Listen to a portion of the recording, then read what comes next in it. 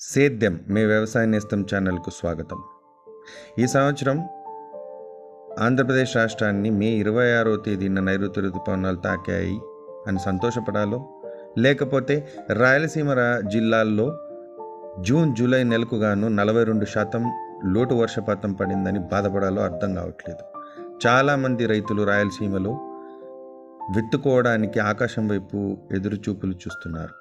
అయితే ఈరోజు ఉన్న పరిస్థితుల ప్రకారం ఆ ఎదురుచూపుకు ఒక ముగింపు రాబోతుంది అని తెలుస్తుంది.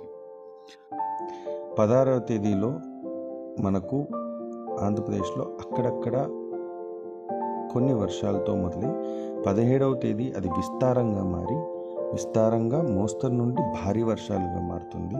అక్కడి నుంచి 21వ తేదీ వరకు కూడా విస్తారమైన వర్షాలు, అలాగే అనంతపురం, కర్నూలు జిల్లాలలో ఖచ్చితంగా ఒక 5 నుంచి 10 సెంటీమీటర్ల మధ్యలో వర్షాలు పడే అవకాశాలు చాలా కనిపిస్తున్నాయి. ఇది రైతులకు ఒక సంతోషకరమైన విషయం. ఖచ్చితంగా చాలామంది రైతులు కందులు విత్తుకోవడానికి వర్షం ఎదురు చూస్తూ ఉన్నారు. ఇది వారందరికీ కూడా మంచి విషయమే. సో ఇంకా ఇన్నాళ్ళ నుంచి మీరు ఎదురు చూస్తున్న వర్షాలు 16వ తేదీ నుండి 21వ తేదీ మధ్యలో పడే అవకాశాలు ఉన్నాయి. మీరు ఖచ్చితంగా దానికి తగ్గట్టు మీ పొలంలోని పనులను చేసుకుంటారని ఆశిస్తూ, మీ పంట లాభదాయకంగా